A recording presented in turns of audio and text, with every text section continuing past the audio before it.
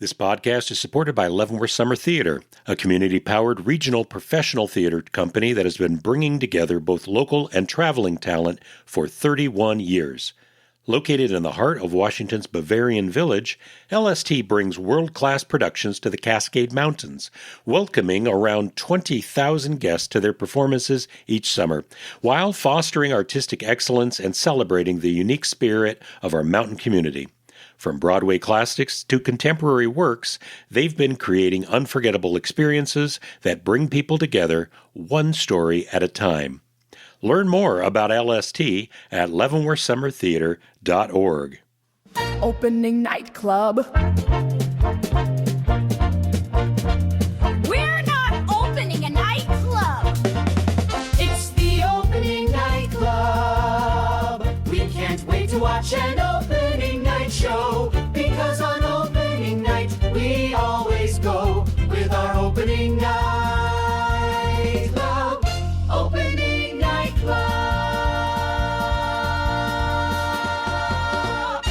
Welcome to the Opening Night Club podcast, the podcast where we discuss and celebrate theater around Central Washington. I'm your host, Kevin McKee. We're trying something a little differently now. I'm a little under the weather, so we've got actor, playwright, theater gadfly, Skyler Cuthill on the phone. Hello, Skyler. Howdy, Kevin. How's it going? Well, it could be better, but I think I'll be recovering sometime soon. You're a true mensch for soldiering on like this, Kevin. We have to make sure that everybody knows what's happening in theater in the Valley. 100%. And it is, we're approaching kind of a deader time, right? But right now we're still in the thick of it. So you can't get sick quite yet, no. Right? No, we just have a little bit longer to go.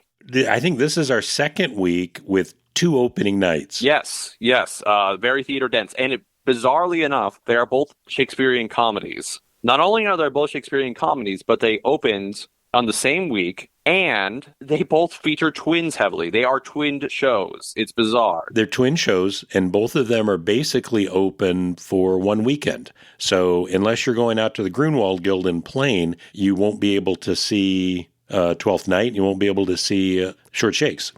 I know a couple of people that are coming to the Grunwald Guild, but I'm going to imagine it'll be thinner just because it's further out there. Definitely, if you're listening to this and you haven't seen Twelfth Night, go out to Plain and see it at the Grunwald Guild. Do you have any stories for us today, Skyler? Anything that you... I have no $1 billion ideas for you this time. Okay.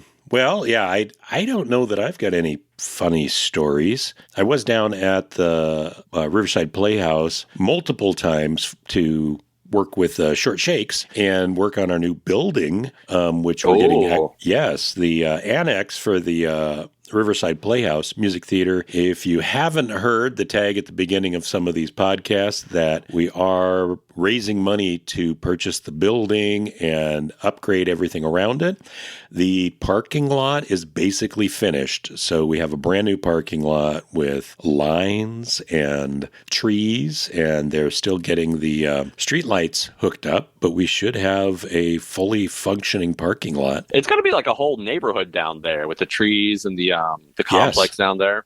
Yeah, it'll be very different from the hole, our beloved hole that we've had for so long. Yeah. No, the front of our building, we're realizing we're going to have to upgrade the marquee, what we have going into the building. Once we changed everything around it, it looks a little frumpy. We're going to have to fix that in some way. I like the big theaters. They have a really nice entrance. I do like that. And I know that that's expensive, but I do like that aspect of theaters, like the Grand Room, that kind of thing. Music Theater is a volunteer organization. All the money comes from, most of it from tickets, and we have been getting a lot of great donations for this new building fund. It's difficult to put that kind of money into something when we'd rather put it into shows. One day we will do that, I think. But I'm kind of excited of what we've got so far and what we'll be able to do. Okay, well, I guess there was enough of a story in our happy patter. Let's talk about Twelfth Night. Twelfth Night. Okay, so this was out at the ICCA, and it was in the Meadow stage. And the Meadow stage... Yes. How would you describe the stage there? Charming. It's a smaller stage. It's a well-built stage if you look at it. It's all these really nice logs. Terry Harriet had a thing for architecture. Harriet Bullitt, the founder and patroness of the Sleeping Lady and all of its apparatuses, had a thing for like that kind of old-timey architecture. So it's actually really nicely built, but it is a smaller stage, and it's out in kind of in the middle of a field or towards one end of a field. So it doesn't really have facilities. There's no like backstage area. So as an actor, you're kind of like penned in during a show. You're trapped. But it's a nice stage, and they have a good tech crew out there. They have the light trees and the sound towers and all that. So it's actually a very nice setup, and they do concerts out there.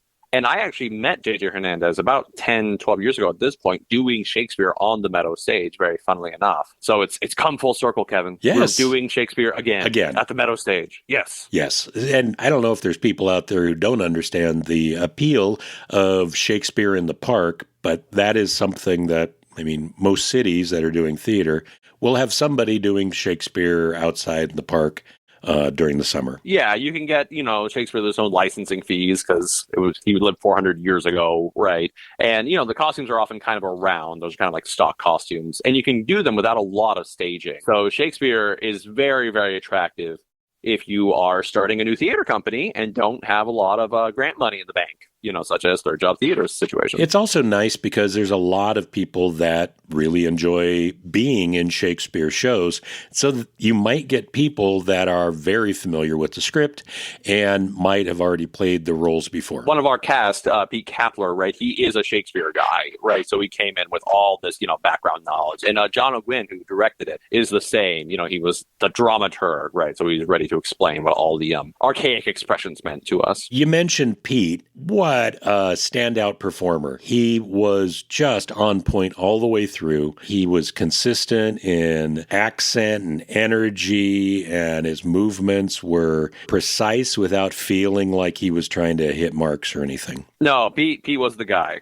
If you're not familiar, if the listeners are not familiar with Twelfth Night, Twelfth Night is kind of like a second string Shakespeare comedy. So when Third Job Theater got together, they decided they were going to do Shakespeare right away. So then the question was, do we do a tragedy or do we do a comedy? And they decided to do a comedy because the tragedies are heavier, and often they don't sell as well, right? So, we're getting something going and get it going on a good foot, right? So do something that's more accessible, more generally appealing. So do a comedy. And then everybody's seen Much Ado About Nothing and what's the other one? Midsummer Night's Dream. Those are very commonly done. So they said, we're going to do a comedy that's not Much Ado About Nothing or Midsummer Night's Dream. And so they looked at them all and they decided on our show, Twelfth Night. Twelfth Night is a good show. It's just not as commonly done. And it is, we talked about this earlier, it's like a comedy of errors in that it's very twin-oriented. It's about twins that get separated in a shipwreck, and then they go on separate adventures, and everybody mistakes the one for the other, leading to comic situations. It's very classic stuff. It's very, very... Oh, there's also cross-dressing because it's Shakespeare. And we were kind of... I was talking about this to some cast members the other day. We're kind of missing part of the joke. Because in Shakespeare's time, it was all men. Women weren't allowed on stage. So at the time, you would have had men pretending to be women, pretending to be men. Yes. Right. So it's getting real strange. And for us, we're not doing that. So it's an interesting idea. We're losing a little bit of it. We have women that want to be in the theater. That's why we don't have to do that. Have to, get to.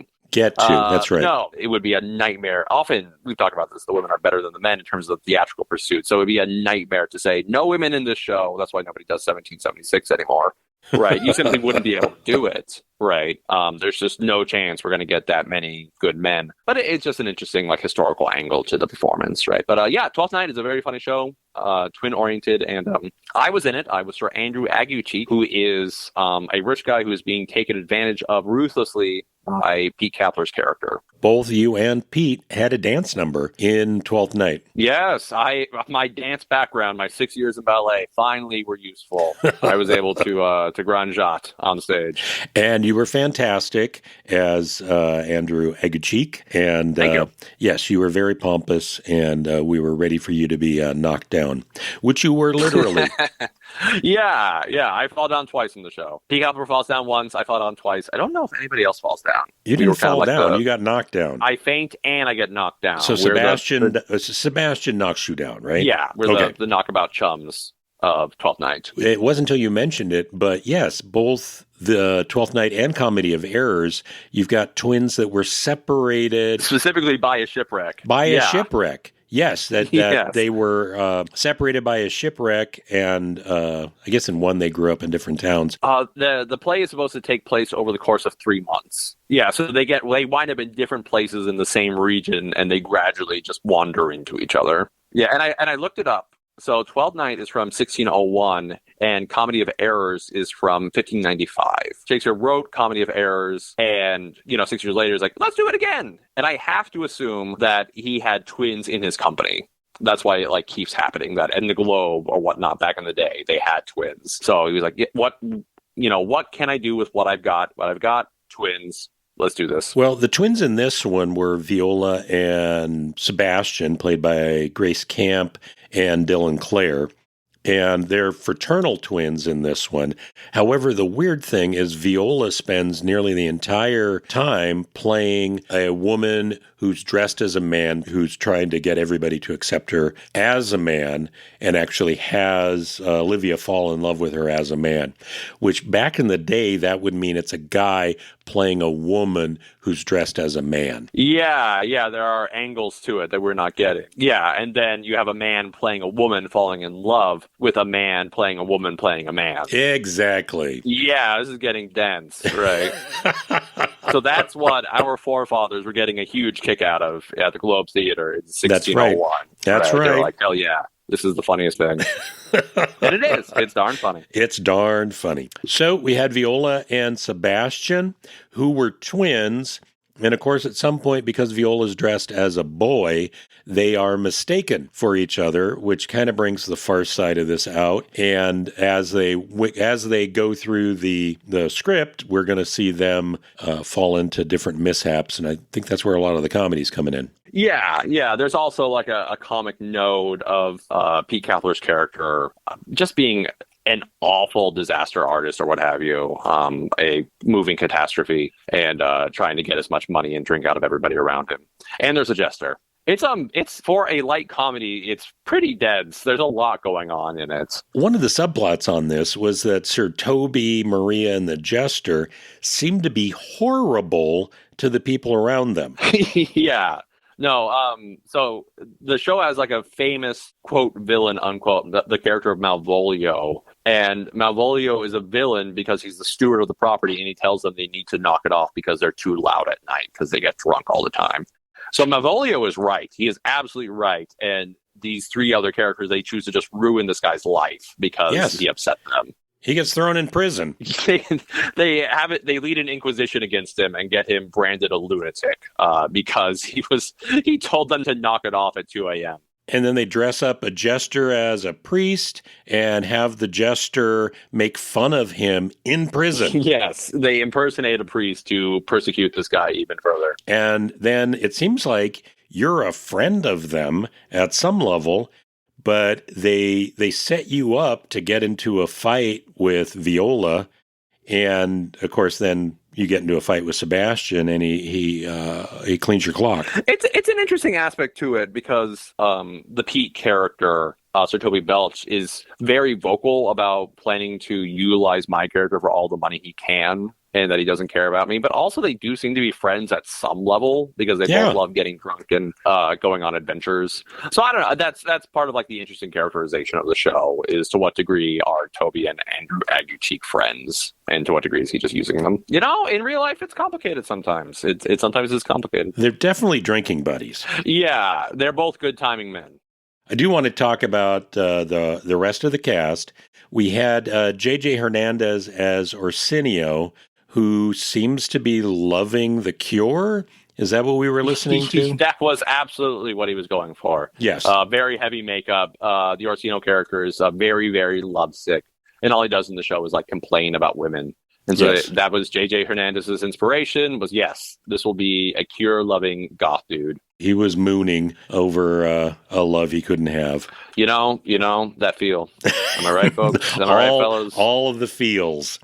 Olivia was the one that he couldn't have, and that was played by Shelley Heron. And she had absolutely no interest in him. No, and she never does. No, it never resolves. They introduce the plot, Orsino comes out and says, I love this chick, but she's not interested.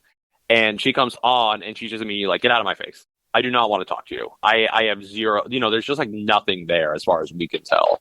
It's not like they have one nice scene together and then he falls for her and she's not interested. Just immediately, she's like, I never want to see you again. And he goes, But, sometimes it's like that. At the beginning of the play, I think it's set up that Olivia will not see Orsino, so Orsino has to find somebody to talk to her and send his messages of love. So he finds somebody else who basically lies their way in to see Olivia. And I think in any other situation, this is definitely a stalker kind of thing. Oh, no. The old-timey courtship, they used cutouts and that kind of thing, messengers. That was not uncommon. It does seem, it seems very high school to us that you would have somebody go to somebody else and say, my master likes you, do you like him? That kind of thing. It's odd to us.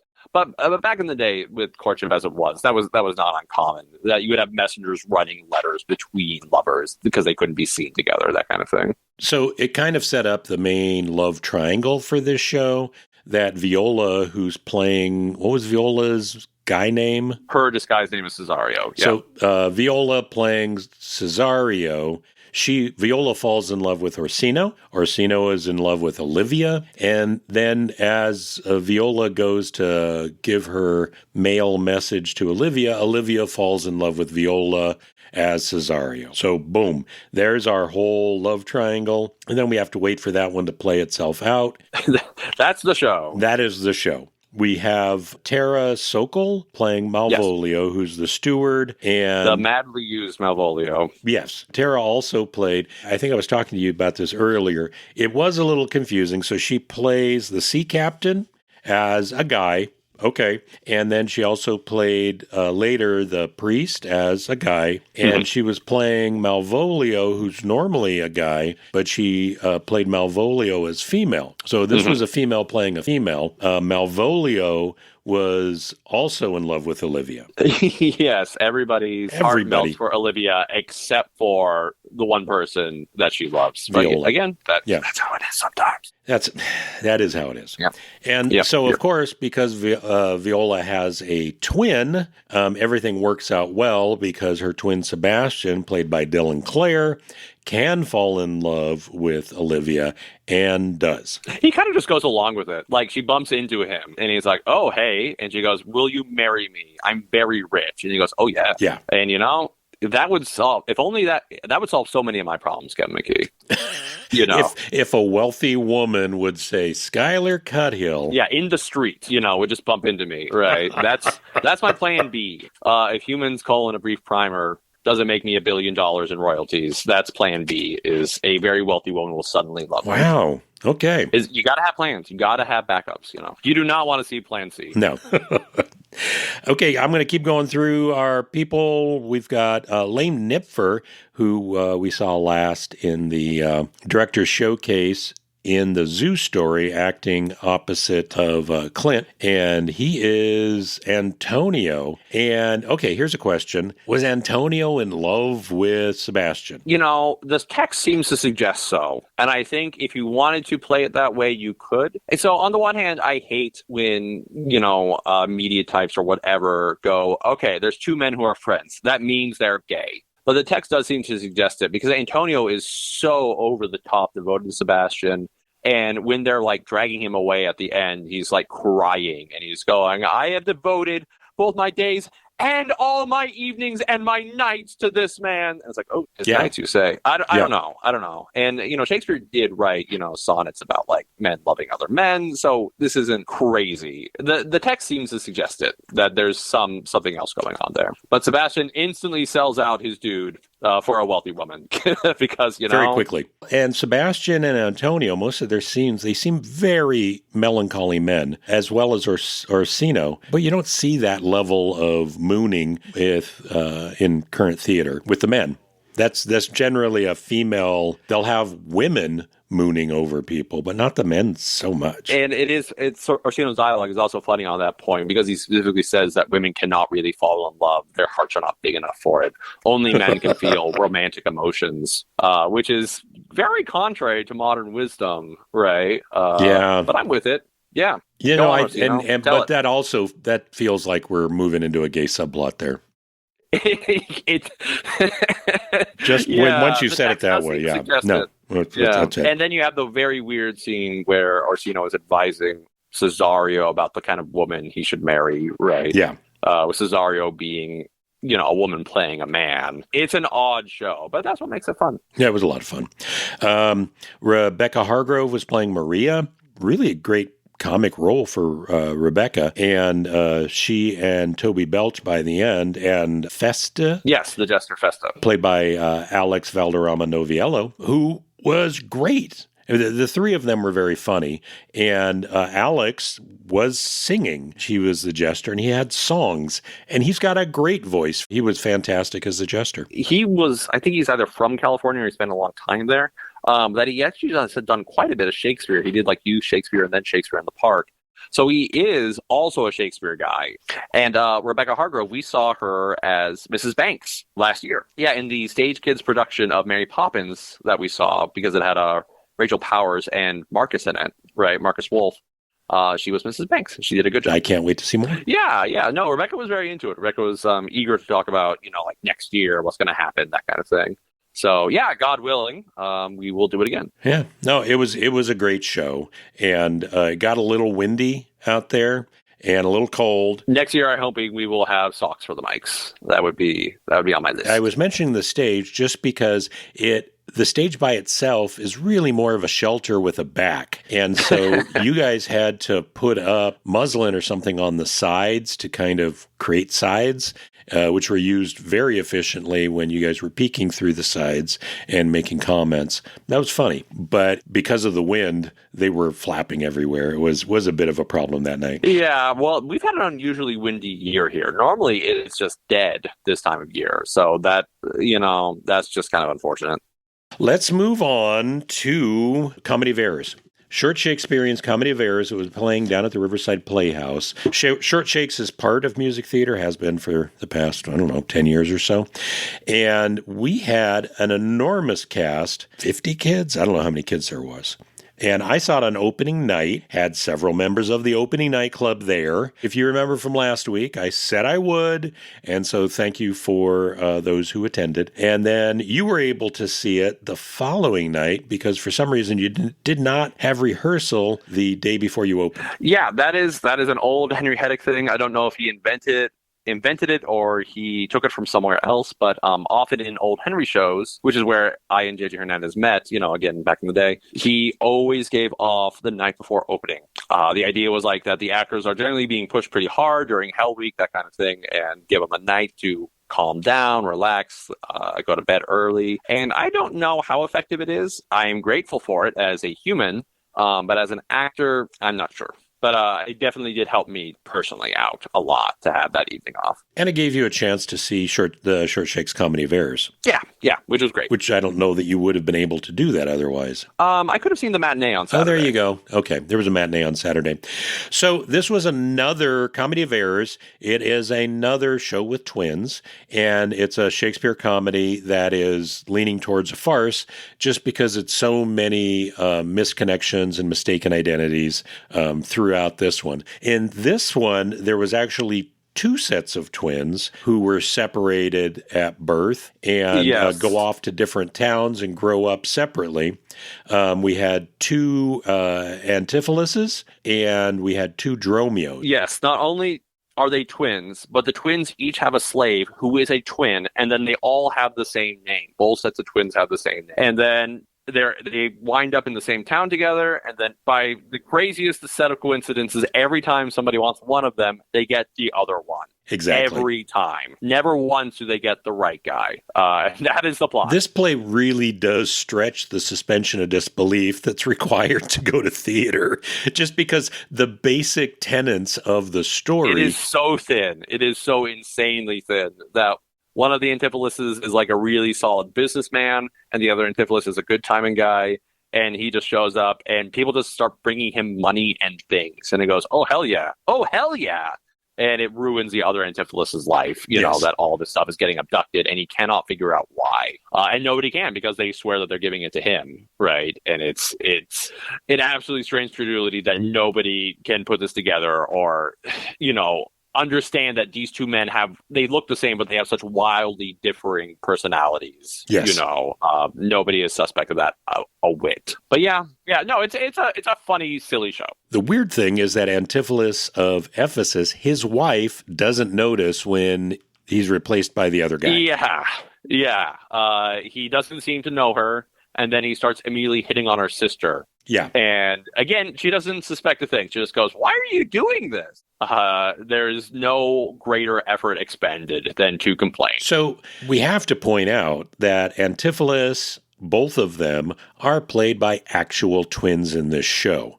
So I did not realize that, because I've seen one of them before at WHS. Both of them are played by Cruz and Cortez Martinez, who we have seen. Actually, they grew up in Short Shakes. We've seen them for years as they've grown up. The last time that they did Comedy of Errors was, I think, 6 years ago, and both of them played Dromios.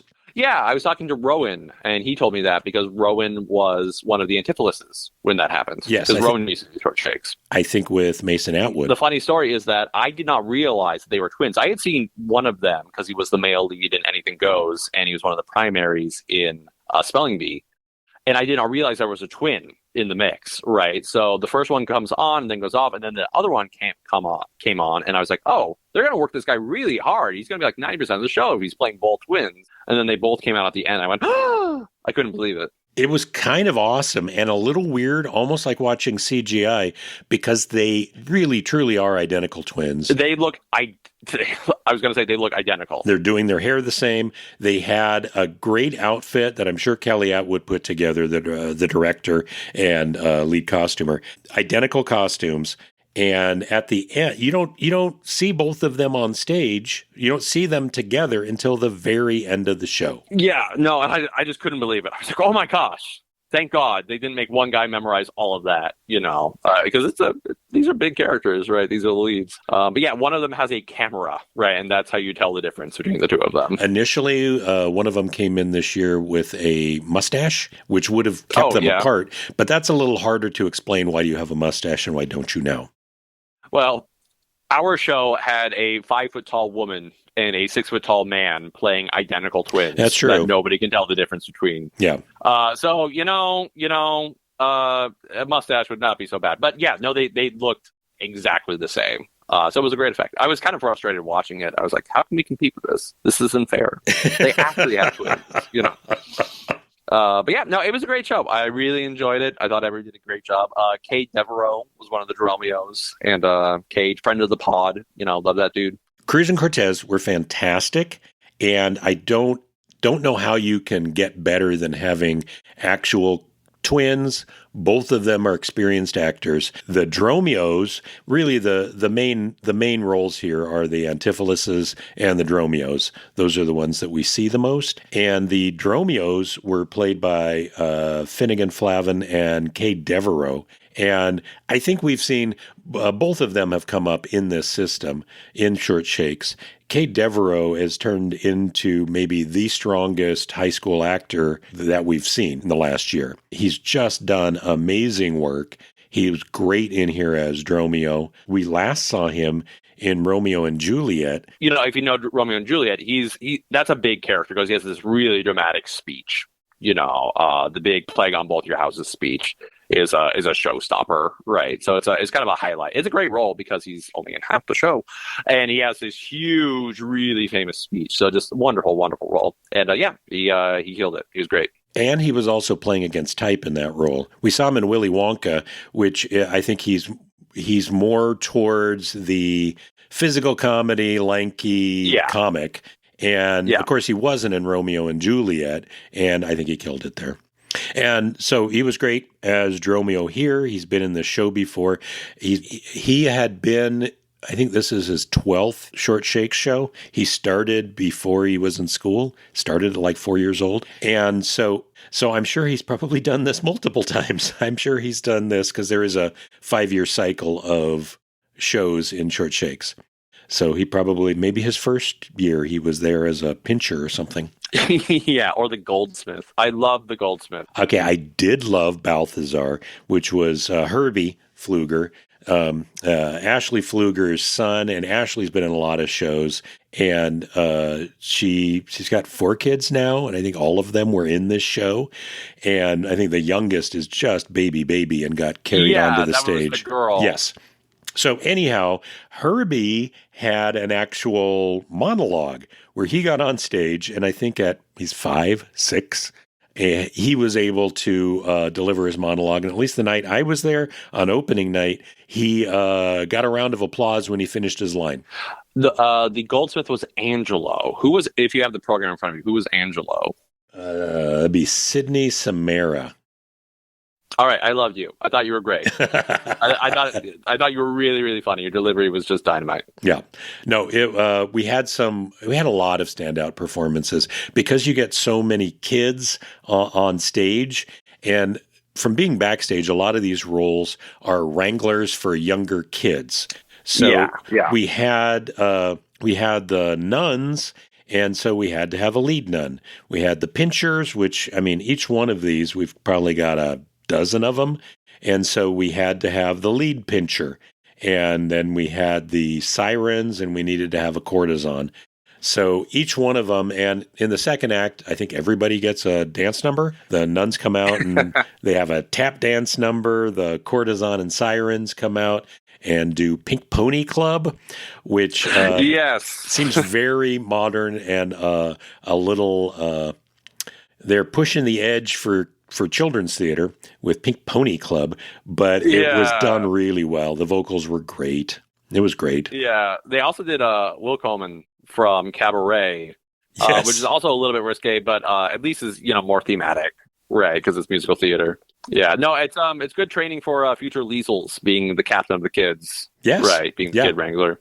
That's a lot of Liesel's job in The Sound of Music. So the people that I know that Iris Jaffe, who is playing Adriana, I think she's graduating. I know that Cortez and Cruz are graduating. Jessie Evans, who played the courtesan, and I think this might be her first year in Short Shakes, but she sang Pink Pony Club, and she was great, and I think she's graduating. And Kane Devereaux as well is aging out of the system. So, I know they're losing Abby and Maya, right? They're both graduating. So yes. Well, and I think they graduated. I think we might have another year with Cade. Oh, okay. Cade isn't a senior? I think Cade might be a senior. Every class has like its character or whatnot, right? You have more like theater heavy classes or more sports heavy classes. So yeah, they're losing a lot of leading lights. But there's always more. And I'm kind of surprised at how well some of these guys are coming up. Finnegan, who was the other Dromio, I love that kid. He is a really sharp actor, and he's very young. He's 13. I don't know if you realize that. Compared to Cade, he looked quite young. Yes, just because Cade is sprouted, Yes, and I'm sure that Finnegan's ready to get much taller, but he has turned into just a great actor, and I love seeing it. And I don't know if you realize this, but the Double Mint Gum kid. Who came through multiple times and really sold the fact that she was selling Double Mint Gum. That's Callista Sheets. That's Jill Sheets' granddaughter. Oh, really? Yeah. Oh, I had no idea. Yes. If you wondered why her prop was so elaborate and had... Because her grandma was the prop lady. Because her grandmother is the prop lady and made her a great prop. So, no, that was great. I also wanted to mention Hannah Wright, who was Luciana the sister, and I believe she's graduating as well. So we've got a lot of roles to fill. The other one I wanted to mention was Dr. Pinch, who led all of the pinchers around. That was Dominic Cochran, and he was, I think, Leaf Coneybear in 25th Annual Spelling Bee.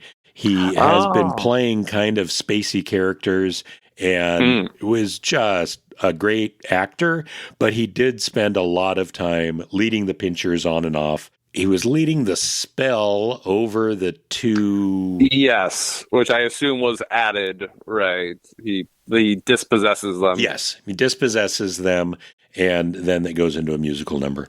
It was a lot of fun. I've enjoyed it, and if you get a chance, it was only one weekend, so if you didn't see it this weekend, you won't be able to see it till next year. It's a going program. Whatever they do will be quality. And I think that wraps it up for this podcast, this remote podcast. I want to thank Skyler for jumping in on the phone and hopefully the audio will come out. Never edited one like this. We do not have an opening night this next week. So next week, we will have an opening nightclub podcast, but I will be interviewing Executive Director of Leavenworth Summer Theater, Christy Shearer, as she talks. But we'll be talking about this season of LST and how LST operates, and it will be great. So that's it. Go out and watch some theater. Thank you. Thank you for listening to the Opening Nightclub podcast. If you like what you hear, go ahead, like, subscribe, and follow our podcast. We're available on Spotify, Apple Podcasts, Amazon Music, or wherever you listen to podcasts. And as always, enjoy your opening night.